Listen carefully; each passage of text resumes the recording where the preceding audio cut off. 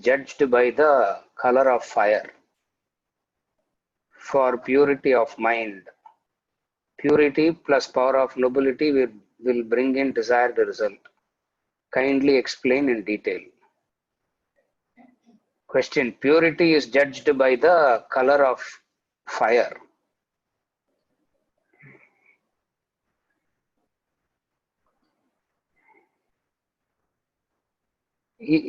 Shankar, are you referring to the discussion on yajna? Because I'm not able to understand. Purity is judged by the color of fire.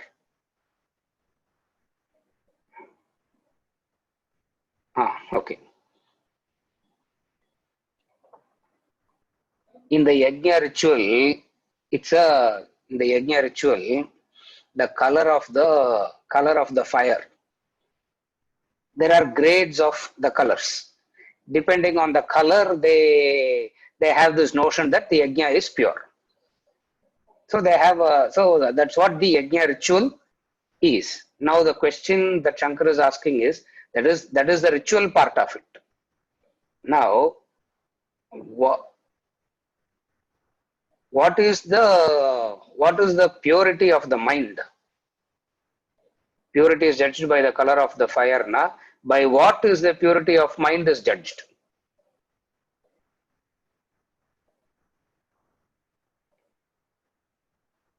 By what the purity of mind is known? By what the purity of mind is known? The purity of the mind is known in relation to the agitations. The purity of the mind is always known by the intensity of the agitations. Lesser the agitations, purer the mind. More the agitations, impure is the mind. This is the standard. This is the basic formula which we should never have a confusion about.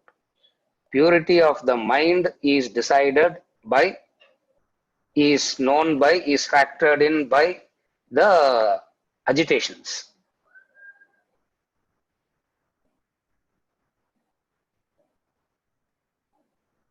And these agitations of the mind has grades. Just as fire has very many shades of color, the agitations also varies in intensity.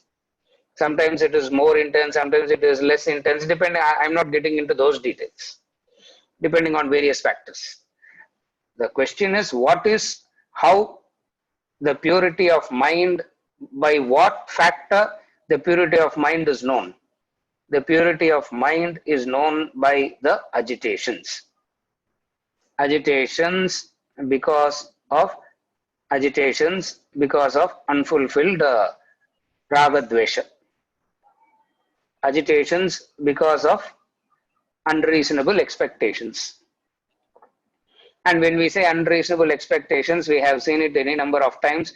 There is no such thing called reasonable expectation.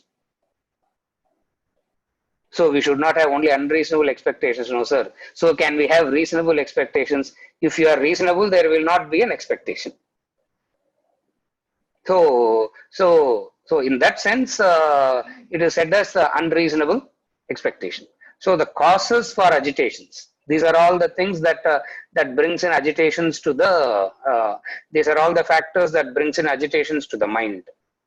And wherever these agitations are, we say the mind is impure.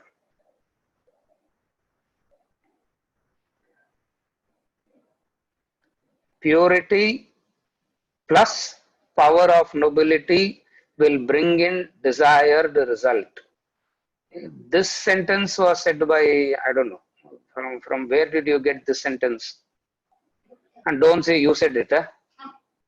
Shankar, நீங்க தான் சொன்னீங்கன்னு சொல்லாதீங்க திருப்பி என்கிட்டயே.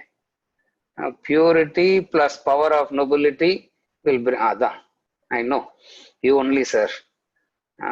If I have said it, no, it is correct. அவ்வளவுதான், don't ask any questions on that. அவ்வளவுதான், there is nothing to clarify in this, it is correct. So purity is the state of your mind. The nobility is that which drives your action. Purity is the state of your mind. Nobility is that which drives your action. So when these two wonderful forces are combined, yajna produces the desired result. Yajna gives you the desired result. The desired result can be one of kamya karma, as in any worldly desire, or it means, or it could be growth also. But what we speak about is only the growth. We don't talk about the kamya karma at all. Incidentally, this formula can be used there also. But we talk about will bring in the desired result. What is the desired result? The desired result is not fulfilling of raga dvesha. The desired result is spiritual evolution. So when we talk about the spiritual evolution, it will bring in the desired result. Purity as in no agitations. When there is no agitations, there is concentration.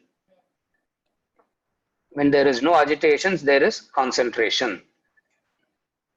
Number two, the power of nobility. So you can concentrate extremely well and burgle the bank also. No. So it is not just a concentration. It is not just the action. There is a uh, a service bhavana, a unselfish attitude that drives the action. So you are bringing in concentration. There is an unselfish attitude that you bring into your action. So when these two are brought in, desired result is gotten. Elsewhere in the Bhagavad Gita, in the 3rd chapter, he says, Kshipram hi manushe loke. Success is very easy in this world because you do these three, because you follow these two. What is it? When the mind is not agitated, by default you will be concentrating. So there is a concentration, plus when you are doing an action, there is something that is, there is an unselfishness that is backing that action. So there is an unselfishness that is backing the action. Less agitations or no agitations, because of which there is concentration. What happens is you get the desired result. So purity is in relation to the mind. Nobility is in relation to the attitude that you bring into the action. What Yajna Karma talks about is you need to pay individual attention to everything. That's what it means.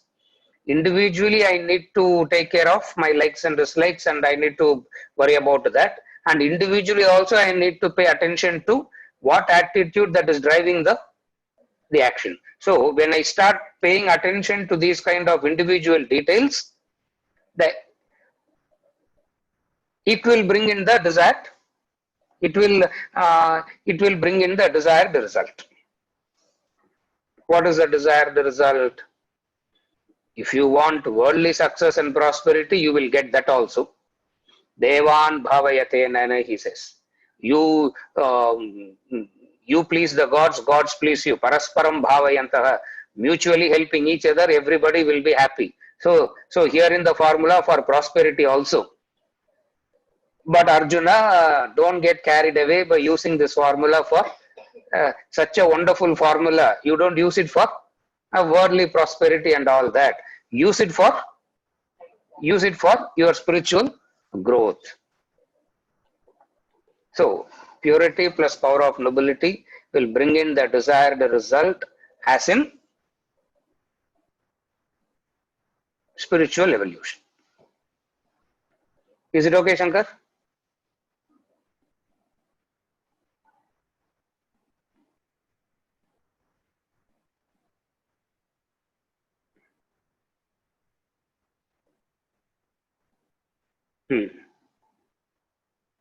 Okay. Shankar said okay. Now I'm not so good in manipulating this.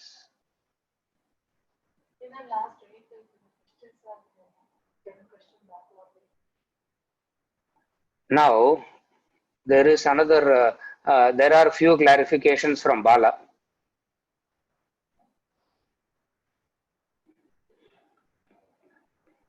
Please confirm that Vasana is same as past karma bondage. The definition, the Bala is asking is Vasana means the past karmic bondage. Can you call Vasana that in a very loose way? Yes. Because of the unintelligent actions, unreasonable actions in the past, I have gathered a set of likes and dislikes, which is what the vasanas is. Secondly, because of those unintelligent choices, I need to experience something also. So in that way, vasana is past karma. You can say vasanas are nothing but past karma. In the chronology of action, it is explained very clearly. The chronology of action, it is explained vasana, thought, desire, action. So, in the cycle, though we talk about it as vasana, thought, desire, action, when we write it like that, we write it like vasana, thought, desire, action. But how you need to understand it as a cyclical. Your understanding must be cyclical about it. Vasana to action, action to vasana. The action of the past has produced the present vasana. In that sense, the vasana is same as past karma bondage.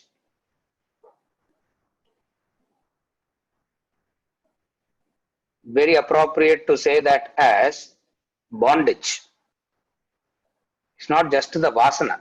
Vasana has to be understood as bandha, bondage. So vasana means that which has risen out of one's own past actions, causing bondage in the present. The vasanas means that which has risen out of the past actions and which is causing bondage, bandha in the present. So in that sense, vasana is past karma bondage. The second clarification that he is asking is definition of vasana same across different branches of Sanatana Dharma, such as Advaita, Dvaita, Vaishnava, Saiva traditions. There are so many traditions. Do all of them define vasana in the same way? Except the Saiva tradition, which I have not studied a lot in detail, to some extent I can say it is the same in all the other three. Advaita, Visishta Advaita, Dvaita, all of them defines vasana as that which is the product of past actions and bondage in the present. All systems define it. All systems define it like that. And he is asking about Saivam tradition. I cannot really say much about that because Bala, I have not studied them in detail.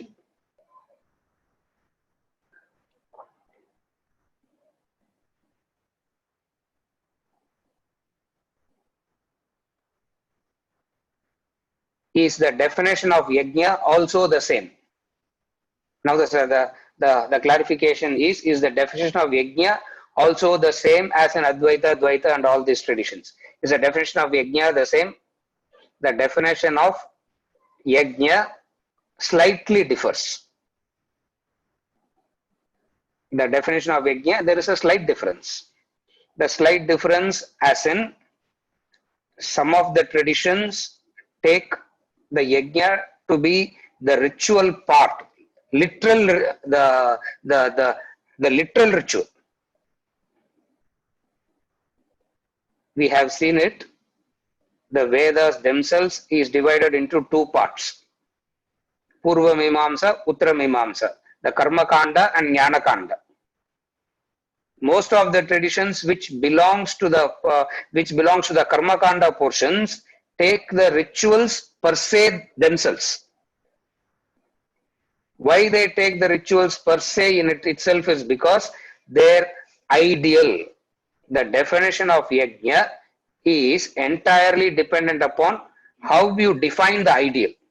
What in Sanskrit is known as lakshya. For what lakshya it is done, for what ideal it is done, brings in the very subtle differences in the meaning. If the lakshya is, if the ideal is a better life, I am not interested in moksha. I really don't know what moksha is, God realization and all is. I want to have a good life. I need to have a better life.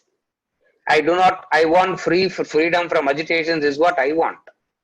Now, for them, yajna means a ritual which will take them to, which will give them what in the traditional classic Vedic language, you do an yajna, it will take you to Swarga. Swarga means a better life. Swarga means a happy, better life. That's what Swarga means. So, if your lakshya is that, their yajna means only the ritual. In the Dvaita Visishtadvaita tradition, the yajna is the yajna takes a back seat. The yajna takes a back seat. The worship of the deity is primary there.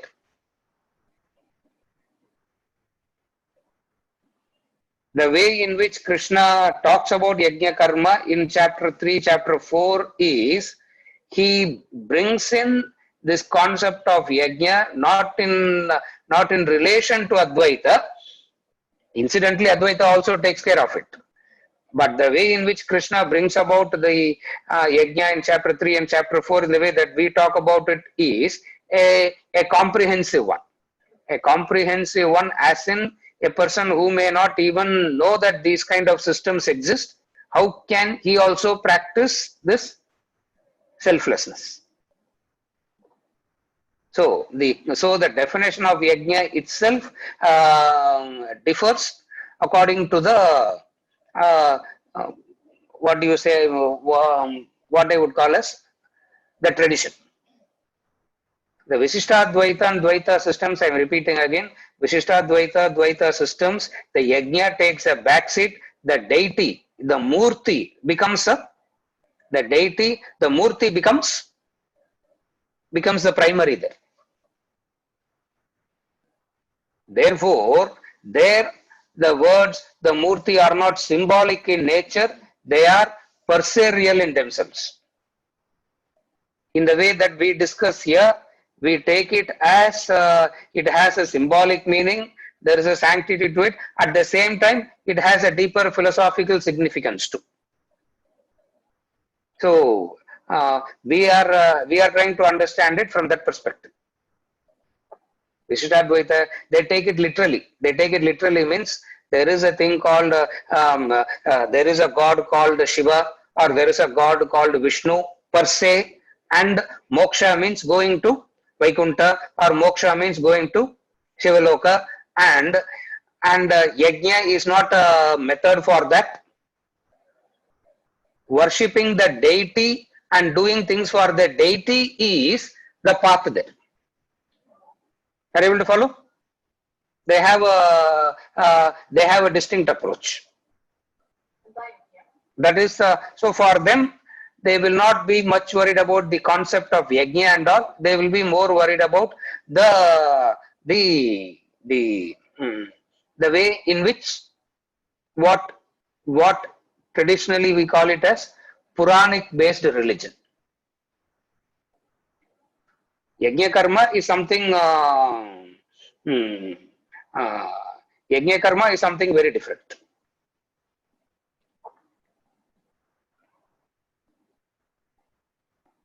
The last one, please provide insights on vasana that a self acquires through karmic bondages enforced based on the association in the physical world in a lineage.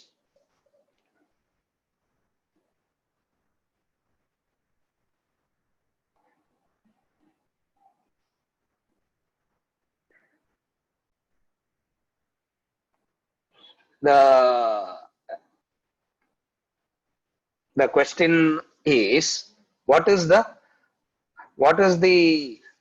karmic bondage in relation to the way that he has put this question? All that he is asking is, what is the connection in which a person is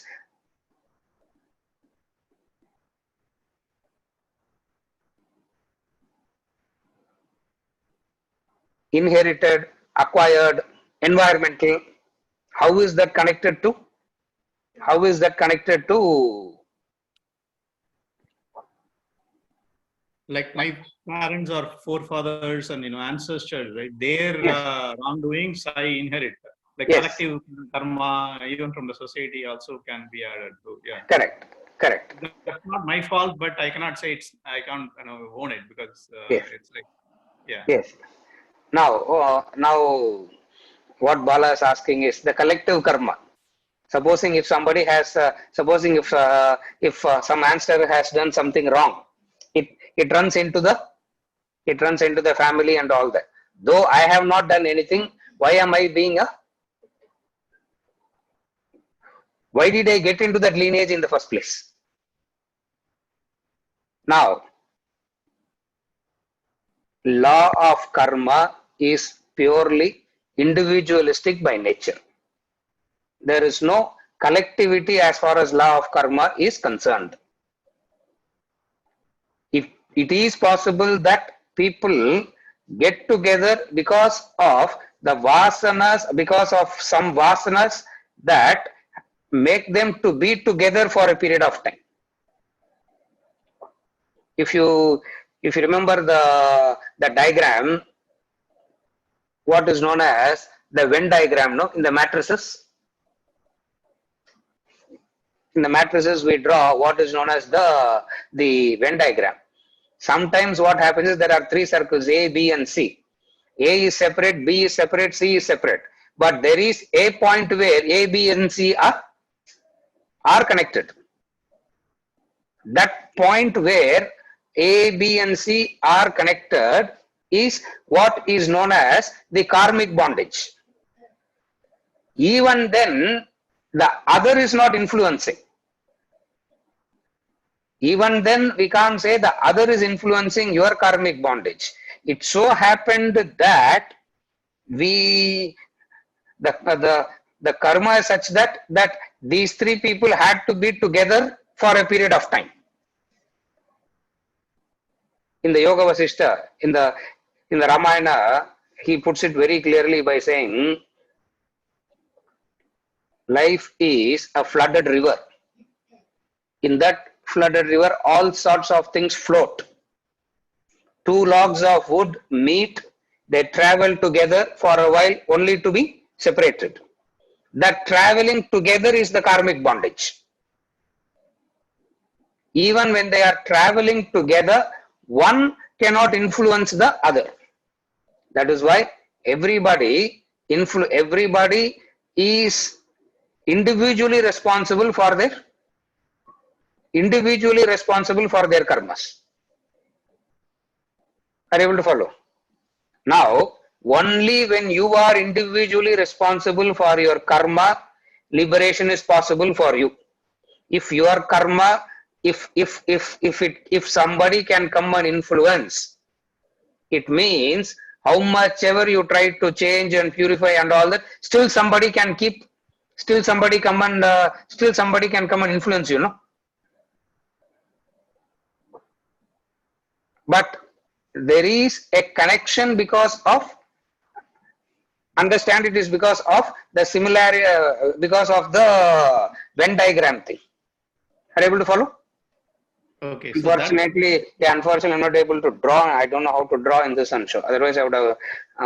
One of the Saturdays when I come to Hiranandani, I'll show you the drawing and I'll tell you how it works there. Okay. But so the connection or correlation, I understand. Yeah. The trouble is, yes.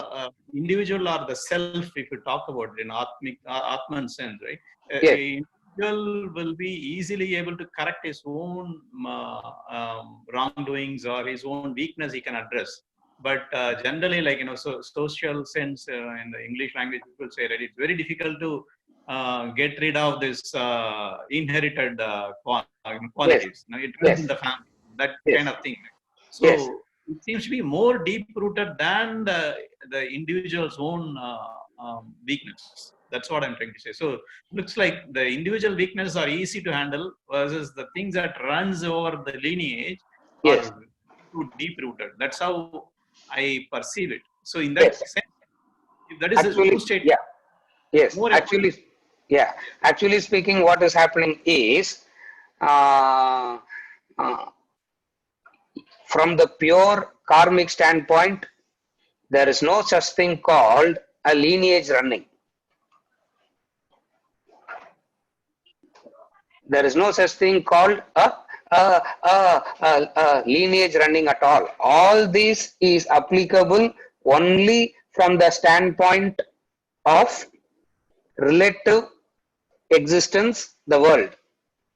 Here, when we are discussing about in Vedanta, we really do not we really don't accept the fact of there is a lineage that is running, which is causing you to go through any dukkha or sukha. Either way, Okay. there is no lineage that is running either way. In the rule that applies for sukha is the rule that applies for dukkha also. So, so it is not that only so it is not only that the dukkha part. Generally, what people talk about is as in it runs in the family, it is there, and all that is more of a figurative kind of use. There is no reality to it. It doesn't stand the test of reasoning and logic. There is no validity to it from the standpoint of karma. Okay. So at the time of birth, what are there are two types of karma. I don't know, the nishchita karma. I forgot the term. At the Yes, time of birth, somebody gets it. So that time, all the lineage and all that comes in, and at that time there is no differentiation. All are same. All vasanas are same. upon birth, you get what is known as a prarabdha vasana. Prarabdha vasana. Okay. The prarabdha vasana is that which necessitates that birth. Prarabdha vasana includes the environment too. Okay. It's all the same. There is no It's all the same. differentiation. Yes, That's all. there's nothing to differentiate there. It is all the same. It's all part And of the prarabdha vasana. okay, so the self has to do the same amount of effort has to be done for Yes. whether it's inherited or it's by one's, correct. Exactly correct. The individual self still has the freedom to work and chart a completely different course. Okay. Though the prarabdha vasana brought that person into that. Okay. So the procedure from Yes. methodology and the amount of effort needed is same across all vasanas, Yes. irrespective of how it Yes. is, Correct. procedure. Perfectly correct. Yes. Okay. The methodology to overcome vasanas is the same. The effort that you have to put for vasanas is the same, irrespective of whether it is inherited, acquired, ancestors. There's no, the effort is the same. Okay. Thank you. Yeah? Thank you. Yeah. Thank you so much. Right, Bala.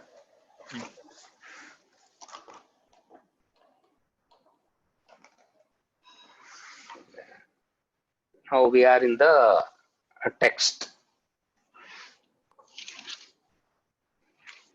We finished right up to buddhi, the intellect, isn't it? Up to intellect we have covered. To recap, to revisit, intellect is that discriminating. Intellect is the discriminating faculty. Intellect is the discriminating faculty. The discriminating faculty of discriminating between the two.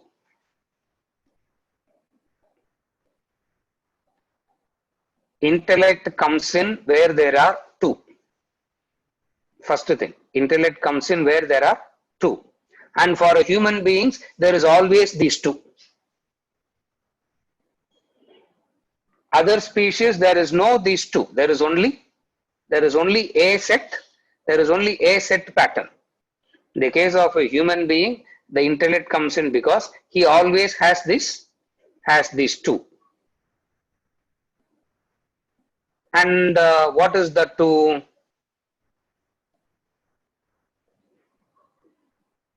Two pairs. Fundamentally, all choices boil down to these two pairs.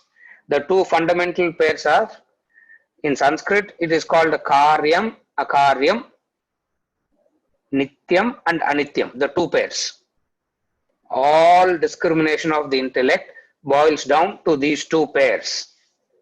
Infinite are the manifestations of this, but the basic formula, it boils down fundamentally to these two. So what you need to understand is, whenever we talk about intellect, the intellect has to discriminate. You have to quickly remember these two: karyam and akaryam, nityam and anityam.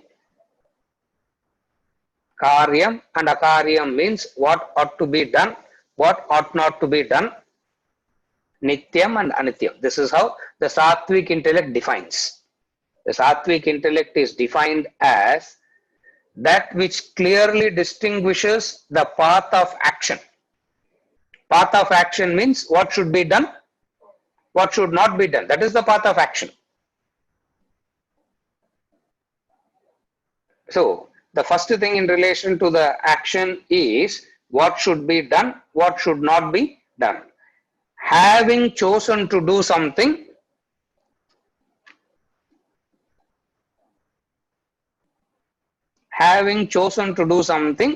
for that something ought to be done, something ought not to be done. Having chosen to sit here from 6:45 to 8 o'clock, the first choice is to sit or not to sit.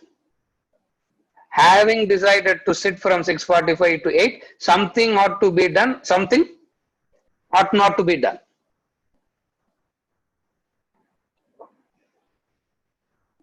You can't say, sir, we are at home, no dinner time. So as we are listening to you, we'll finish the dinner also. Adukku dhaan camera la off panni vechirrom. That's why we switch off the camera also. Now you don't do that. What ought to be done? What ought, having chosen what ought to be done, what not ought to be done. In that you do.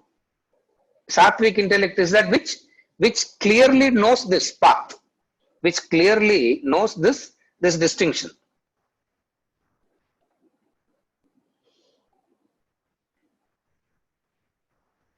This discrimination is what is known as obligatory actions. This discrimination is what is known as obligatory actions. First is the field of activity. What ought to be done, what ought not to be done. When I choose, this is what I am going to do. When I say I am not going to do this, on what basis I do this? On one's own nature. So he says, first distinction is karyam, akaryam in relation to your nature. So you choose a field of activity in relation to your nature.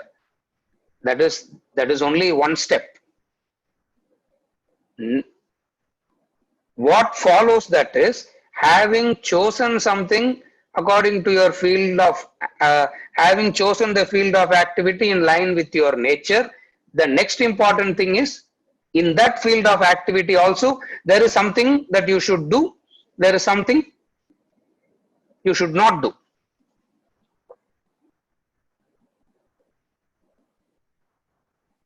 Sattvic intellect knows, understands this also. This is in relation to the action. The second pair, what the intellect always asks this is it nityam or anityam? Nityam or anityam means, are you okay with permanency, or are you okay with temporary impermanent, or are you seeking permanent?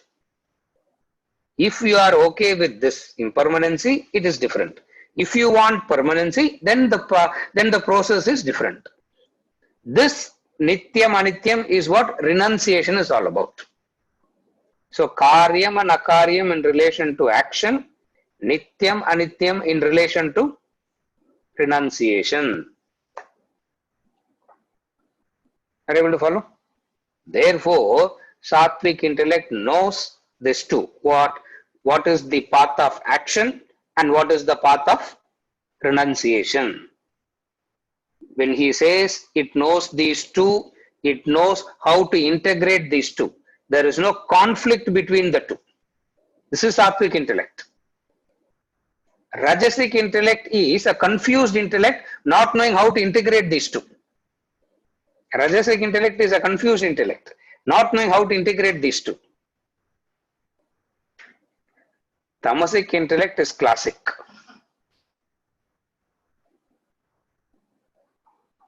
It regards unrighteous as righteous. It understands adharma as dharma.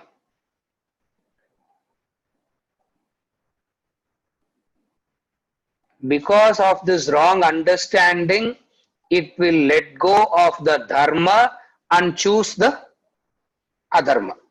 Because of this wrong understanding, it let go of adharma, it let go of dharma and it will choose adharma. So, Rajasic intellect and Tamasic intellect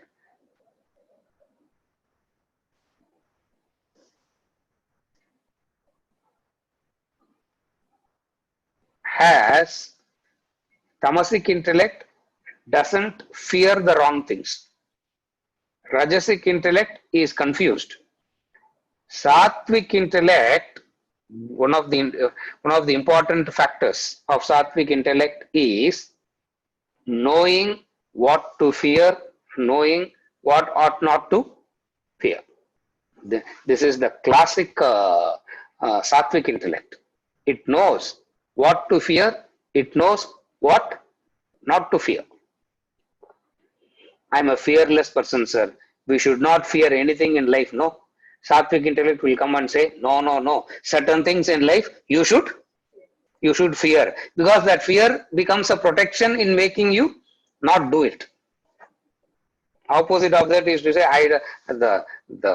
in the definition of Sattvic intellect itself, he says, Sattvic intellect, again the two. What is the two?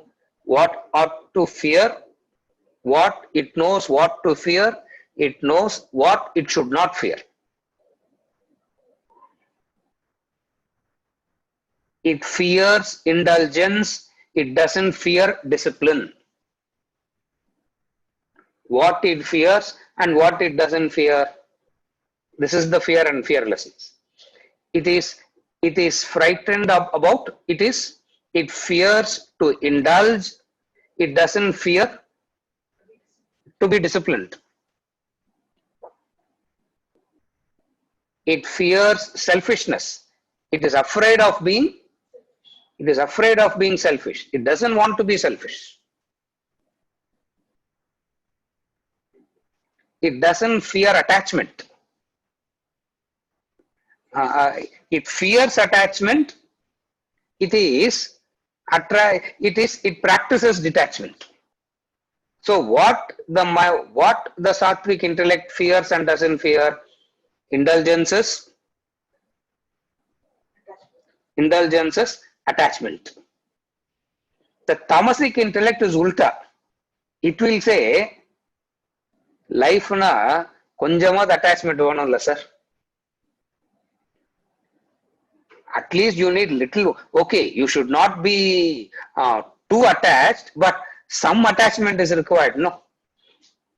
This is Tamasic intellect. Sattvic intellect says attachment is nishiddham. Attachment ought to be you fear getting attached. So what it fears and what it doesn't fear.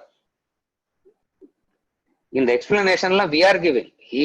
Krishna in the book, in the Gita, he only says it knows what to fear. It knows what not to fear. And what is it that you fear? Indulgences you fear. Why you fear indulgences? Why there is the fear of indulgence? Because in indulgence, your vasanas get stronger and stronger. Indulgence is the way by which you increase your vasanas. So it fears that. Please understand, fearing is not a negative quality. We should not fear, no sir, we should only understand. No.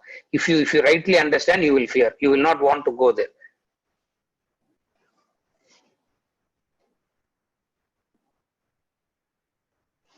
Remember the definition of Sthita Prajna. Kurmonganiva sarvashaha. Like a kurma, whenever there is a sense of danger, he quickly withdraws. What is it that is withdrawn? The senses and the mind is withdrawn. What does he withdraw? The senses and the mind. So what is it in relation to the senses? Indulgence. What is in relation to the mind? Attachment. Therefore, sattvic intellect fears attachment. Why the word fear is used? Because it catches you unaware. It comes you when you are unconscious. You fear the thief. Why you have to fear the thief? Because he comes to you. He comes when you are, the door is open, the lights are on, the thief is not coming. No, you fear the thief. When do you fear the thief? When does he enter? He enters when you are asleep. When the intellect goes to sleep, he enters. Just as the thief enters silently without, after you wake up only you know that you are wiped out completely. Therefore, he fears. What is the fear? Indulgences and attachment. Indulgences, vasanas increase. Attachment,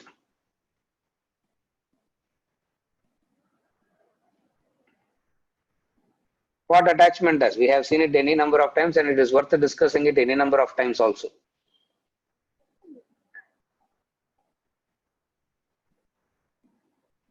The holocaust of attachment. What is it that is detrimental in attachment? That which is detrimental in attachment is destruction. Destruction of yourself and destroying the other.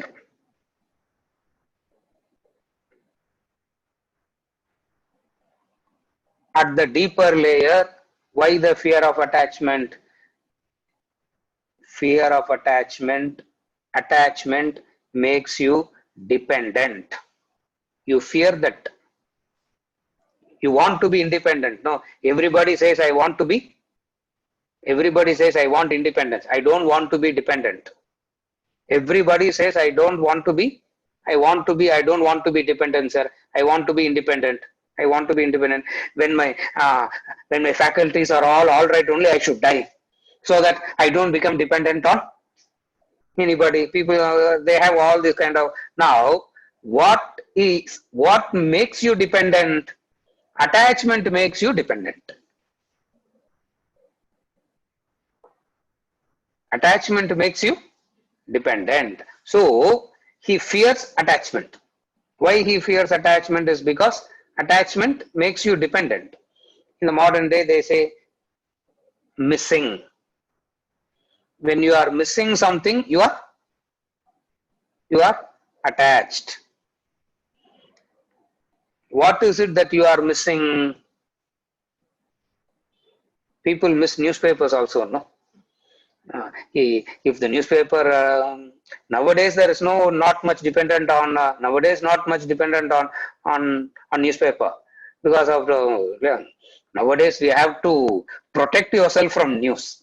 There was a time where we are longing for news. Now we have to protect ourselves from news.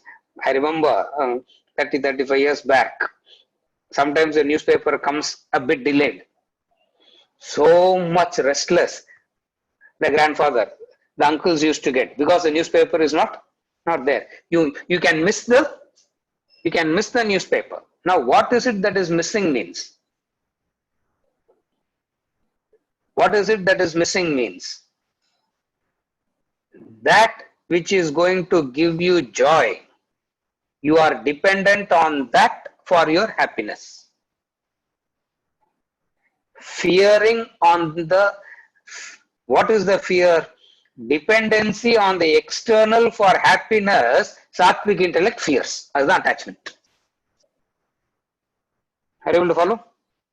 What is it that you are missing? The joy that you are going to get out of it is what you are missing. So it means actually what? You are dependent on the external for your joy and happiness, which is what dependency is all about. If it is there, you are happy. If it is not there, you are unhappy. It is there, but you can't access it. More unhappiness. But then again, another possibility, it is there, but gives you only, it is there, but it gives you only limited. All related to the joy content. So the definition of a wise man is satisfied in the self, by the self. He is satisfied in the self, by the self means that is detachment. Meaning he relates with everybody, he associates with everybody, he takes care of everybody, but he is not dependent on them for his equanimity.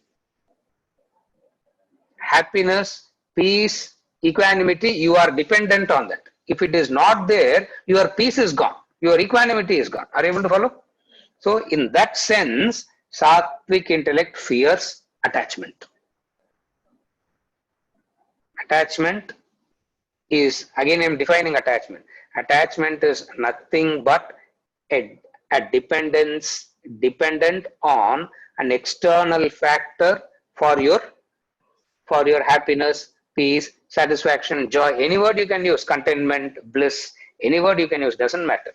But what it means is, this dependency is what it fears is the dependency. Associating with an object and being versus being dependent on that object and being. There is a difference between the two. Sattvic intellect says associate, but why to be dependent? Tamasic intellect says relate only when you. Are you okay till now? Attachment from another angle. Attachment from another angle is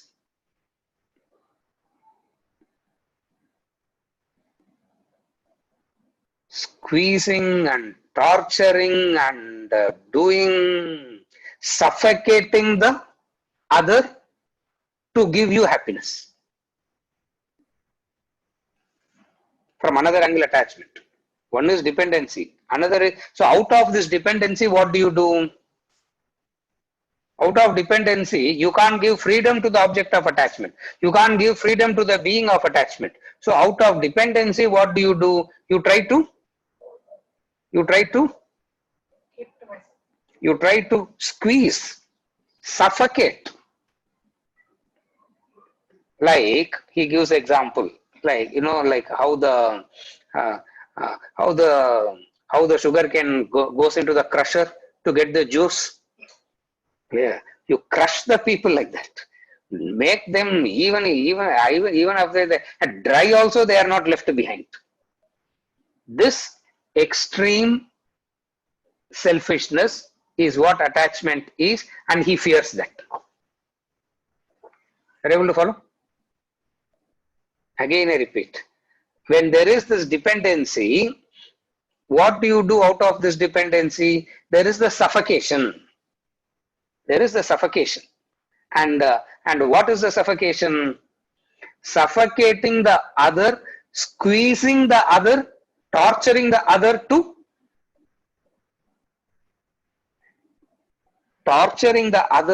to give you happiness.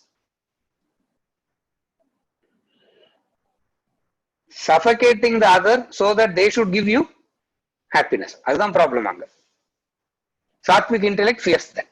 It will not want to do that. Why? Because why do you have to squeeze and suffocate and torture the other for your happiness where you are supposed to be self-sufficient? You are supposed to be self-sufficient. You are supposed to do your obligations. You are supposed to take care, serve, sacrifice, but not to be dependent, torture and squeeze. So when you squeeze the other, when you torture the other, what the other will do? Okay, when somebody squeezes you, when somebody tortures you, what do you say?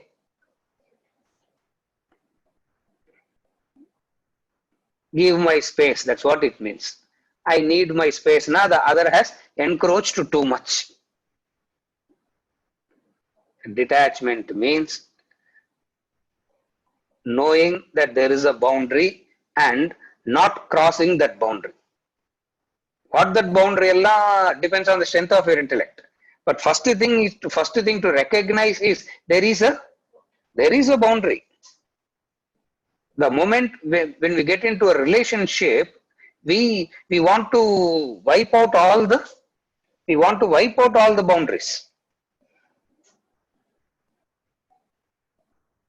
And the basis for which we wipe out the boundary is, we say, the basis upon which we wipe the boundary and suffocate and torture is, you love me, no? I love you, no? Vedanta comes and says, this is not love, this is attachment. This is squeezing the other. That's where elsewhere he says, we do not know how to love and not suffocate the other. Either we turn indifferent or we suffocate in the name of love. We do not know what it is to love and not suffocate. Sattvic intellect knows all this. That's what he says. The Sattvic intellect also understands what ought to be feared, what ought not to fear.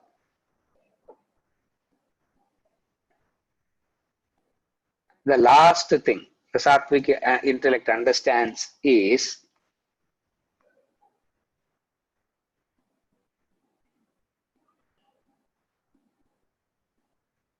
distinction between bondage and liberation.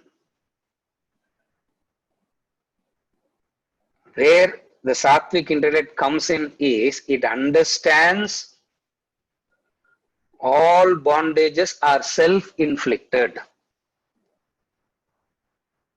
All bondages are self-inflicted. Self-inflicted na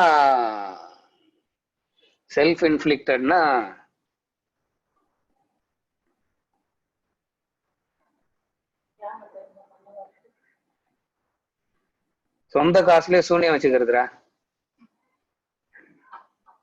Srikanth அந்த பசங்க கேக்குறாங்கல்ல, they are listening, no? This is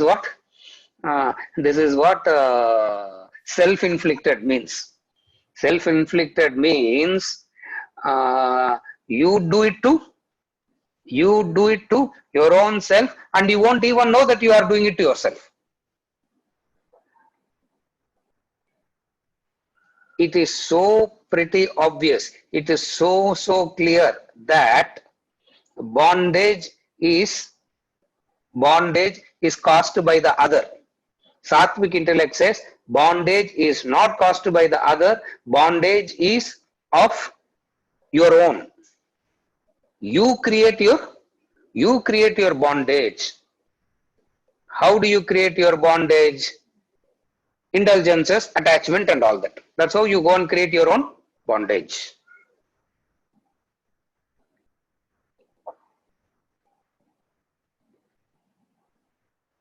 Up to detachment we can follow to some extent.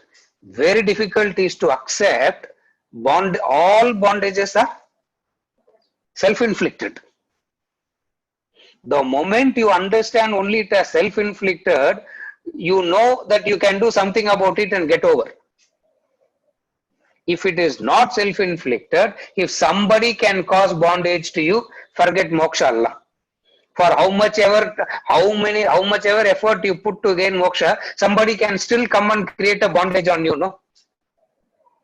Sattvic intellect says, no. Bondage is that which is self-inflicted.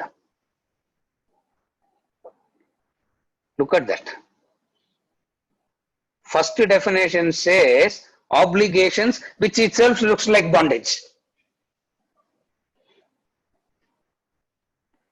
What is the real bond? I want, when I am going to be free from my obligations, sir. Are you able to follow? That itself is, so that itself appears as bondage. Here he says bondage means self-inflicted. What is it that is self-inflicted?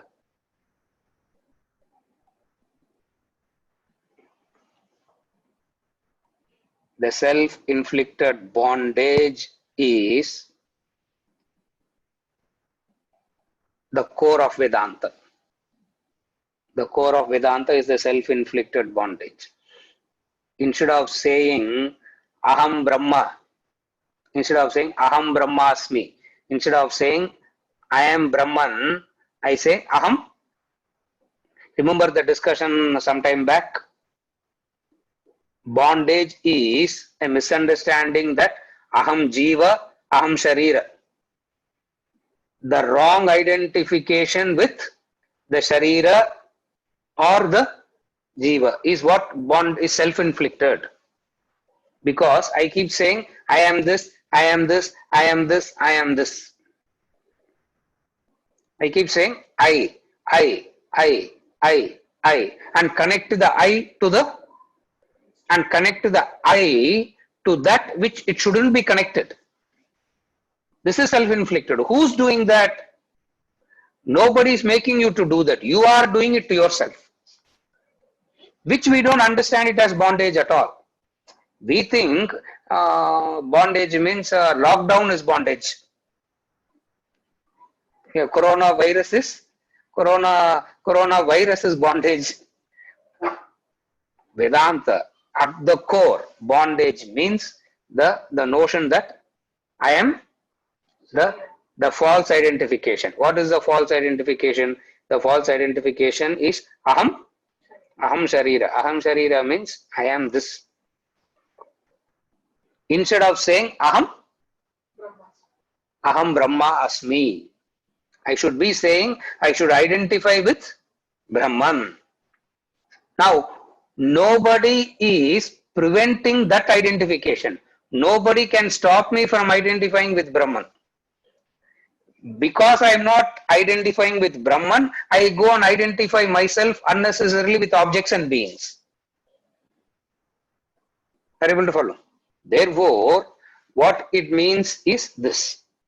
What it means is the identification with the identification with the body.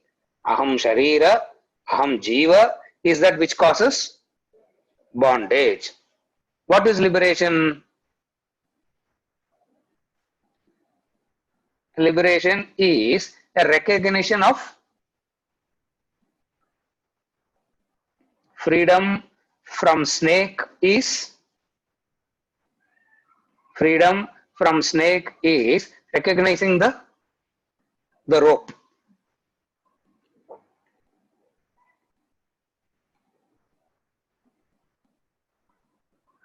Dealing with the snake is an understanding that snake doesn't.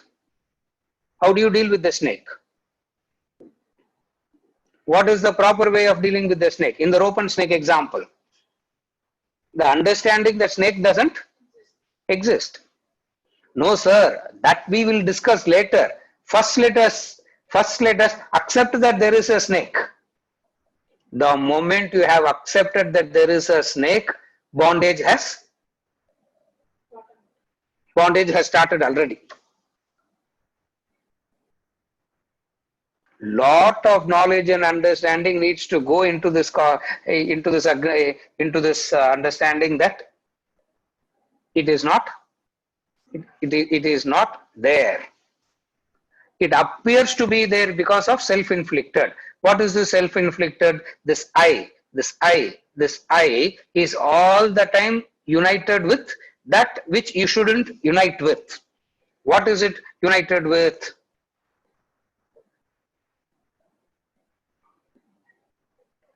It is united with the body, it is united with the mind, it is united with the intellect, it is united with the objects, it is united with the beings, it is united with the three states. The moment in the discourses, the moment he starts this I, Swamiji starts this I, you know that he is going to go on for the next 15-20 minutes. You can take a break for 15-20 minutes because you know exactly what he is going to say for the 15-20 minutes. That is the fundamental bondage. We will be very alert when he gives a technique of how to deal with the snake, because he is accepting that there is a snake, which is very acceptable. The moment he takes the discussion and say there is no snake, we switch off and say all this we will see later. This is bondage. This is bondage. When are you going to see it? And at some point of time you need to recognize that it doesn't exist. Might as well do it now. Sattvic intellect takes that stance. Might as well do it now. This is the Sattvic intellect. Rajasic intellect and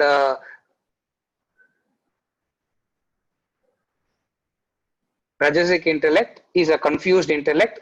Because of the confusion, it makes errors, mistakes. Tamasic intellect is the Ulta intellect. It understands everything.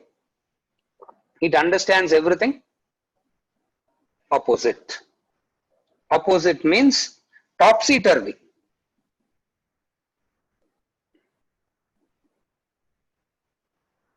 And very difficult is to explain what is this topsy-turvy means. Very difficult to explain. It will do all the wrong things and feels proud and says that it has done the right thing.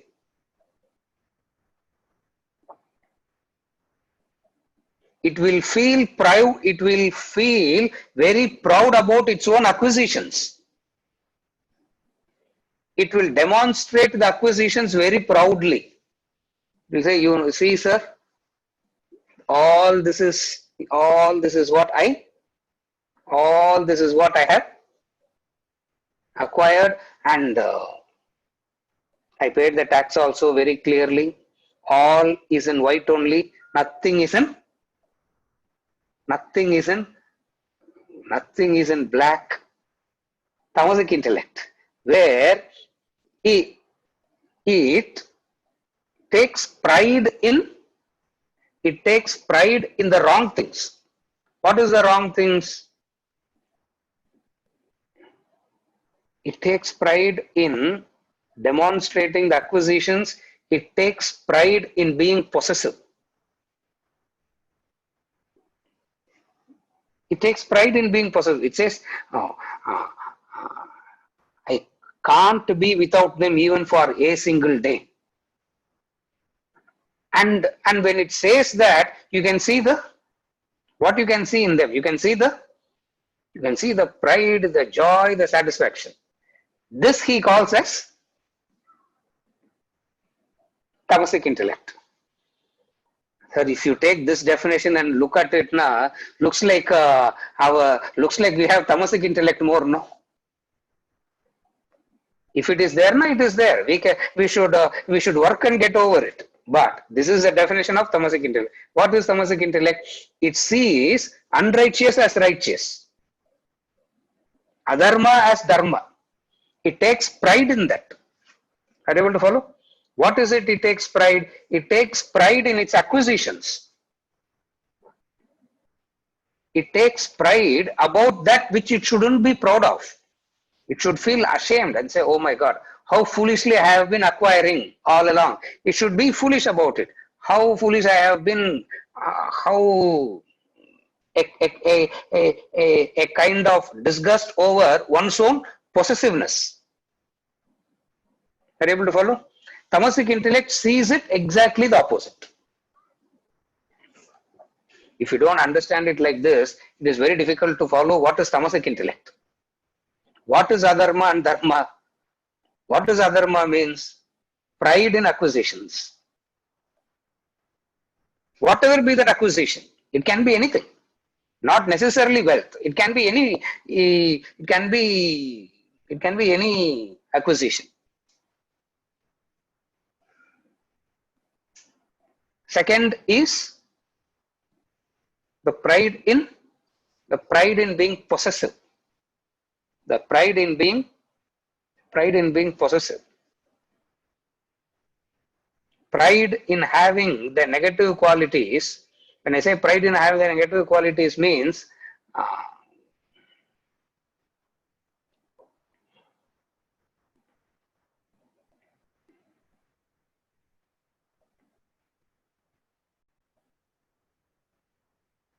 what are the negative qualities? Krodha, Lobha, Mada, Matsarya, Bhaya. Yeah. இதெல்லாம் தான் virus. The virus of corona virus. Madri virus of the mind. What are the virus of the mind? Krodha, Lobha, Mada, Matsarya, Bhaya. இந்த அஞ்சு தான். Tamasic intellect doesn't understand that. It will feel justified in its anger. Instead of feeling ashamed about anger, it will say, I gave it nicely today. A satisfaction. Tamasic intellect. Are you able to follow? So, what is dharma and adharma? Fundamentally speaking, a pride on that which you shouldn't be proud about. See, imagine a person proudly displaying the disease. What would you call that person? Go and get cured of it. You don't go on. You don't display it, no. And if you look at the world, tamasic intellect is predominant. That's why he keeps on saying there is no intellect at all. There is no intellect at all. There is no intellect at all. Is because there is no doubt also. That's why it is tamasic in nature. At least Rajas has a doubt. Tamasic intellect doesn't have a doubt at all. What is the doubt? It will feel to acquire is the right thing. To be possessive is the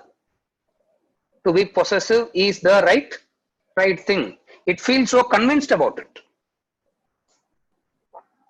As a result of which, what happens? It views everything perverted. Because of these fundamental, it views everything perverted.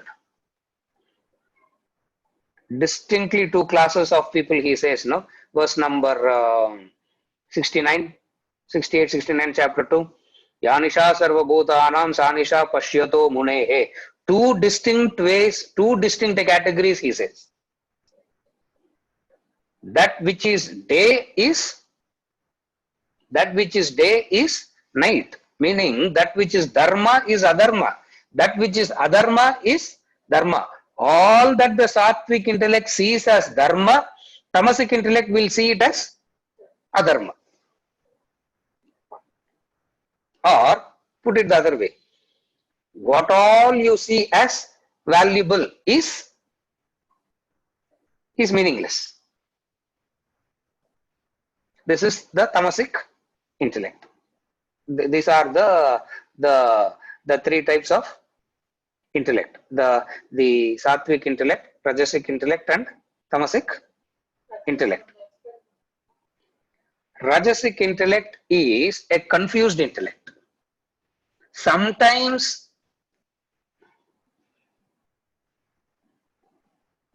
not to be detached looks at, sometimes to get detached seems to be the right thing. Sometimes you feel, no sir, you can't get completely detached. You are confused as to whether you should be attached or detached. To put it very simply, sattvic intellect says detachment. Tamasic intellect says attachment. Rajasic intellect is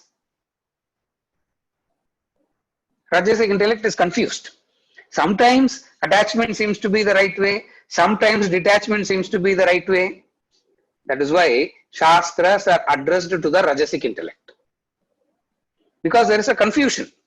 Because there is a doubt. So Shastras is addressed to the Rajasic intellect because it is confused. Tamasic intellect, nothing can be done. You have to wait for it to come out of the tamas. Are you able to understand the difference? To hoard or to give. Tamasic intellect says, where is the confusion? Talking, give as a discourse to another. You hoard as much as you can, you hoard. But tell others to sacrifice. Sattvic intellect exactly the opposite. What does the sattvic intellect says? Life is to, sattvic intellect says life is to give, not to take. Rajasic intellect is confused. To give or not to give. If I have to give, how much to give? Under what conditions I should give? If I give, if I go on giving, and if I become bankrupt, what will happen to me? So should I not take care of myself also? Now these are all the doubts of who? These are all the doubts of, this is what Rajasic intellect is. Are you able to follow? And Shastras are addressed to, Vedanta is addressed to the Rajasic intellect. Are you able to follow? This is the understanding. Again I repeat. All Rajasic intellect is confused. It is all the time confused. Life is to give. But then, but again, sir, it will quote something else and it will say, ஆத்துல போட்டாலும் அளந்து போடணும்னு சொல்லியிருக்கிறாங்கல்ல. Even if you give, you have to give it. You should first take care of yourself only, and then only you have to give. So it is so confused because it is so confused as to not knowing how to understand rightly. Sattvic intellect understands it rightly. So to put it simply, Tamasic intellect says attachment, indulge, hoard, acquire. Tamasic intellect. Sattvic intellect, opposite. Rajasic intellect, confused. As I'm listening to the class, half an hour after the class is over, this seems to be the correct. And then half an hour later, the opposite seems to be the correct. And next morning when you sit for your manana reflection, you are confused. Not knowing, aduva, iduva.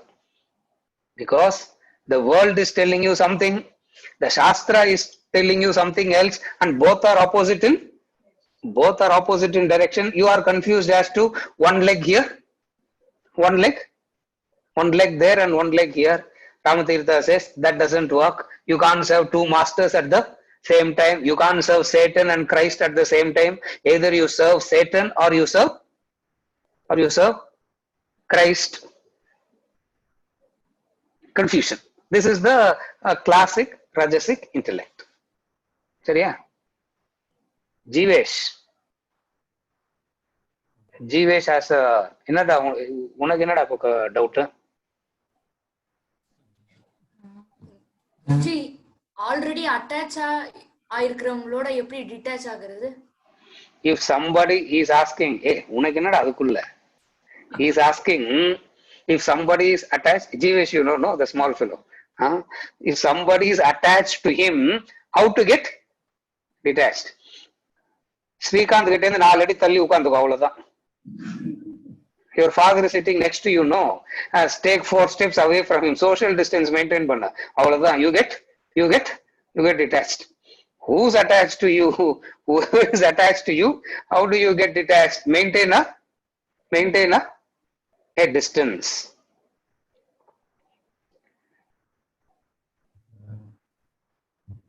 Poor fellow, அவனுக்கு என்னமோ suffocation இருக்குது போல இருக்கு. ஏண்டா அதெல்லாம் we'll discuss when I come to Kolattura.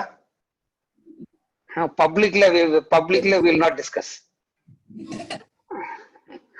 He is asking how to get detached from one who is attached. Because father and son are sitting so close, no? அவதுக்கு தான் சொன்னேன். சரியா? ஸ்ரீகாந்த். Yes, sir. சரியா? அவ்வளவுதான்.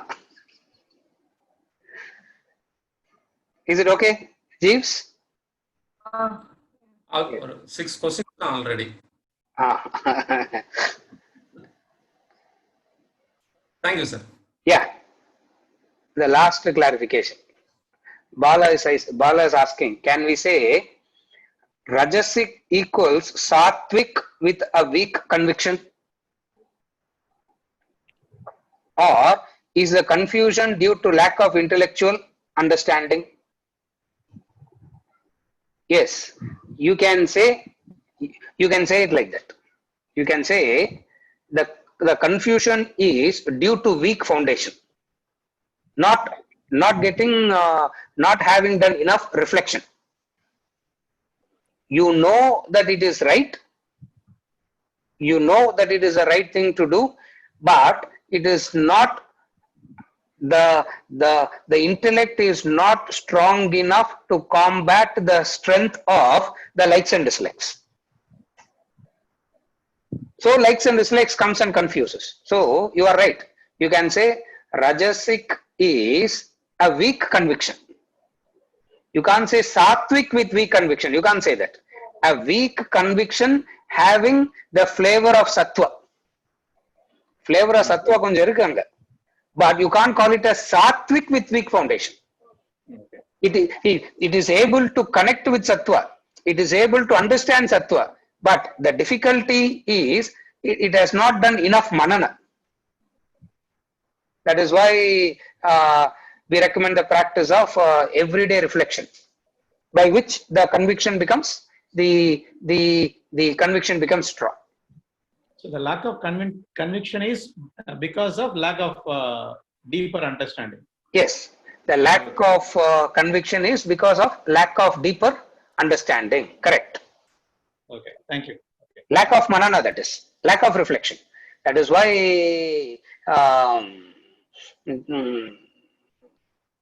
more than Shravana, manana is the vital factor. Shravana, you gather the information. In manana, you gain conviction. Okay. Understand. Thank you. That's why manana is called samshaya nivritti. Through Shravana, ajnana nivritti. Information is gotten through Shravana. Okay. Manana takes care of the samshaya nivritti. Samshaya nivritti is through manana. Nididhyasana virodha bhava nivritti. Sorry, last one. Virodha in Nididhyasana virodha bhava nivritti. Virodha bhava nivritti means you and God are separate. That goes out. Okay. So 3 distinct disciplines for 3 distinct problems. Okay. Specific cure for a specific problem. Okay. So doubts, lack of conviction means doubts, samshaya. So manana is samshaya nivritti. Is it okay, Bala? Yes, yeah, understood. Yeah, thank you. With this, we conclude the intellect, Sattvic, Rajasic, and Tamasic intellect. Next week, we continue with our discussion on Dhriti, steadfastness.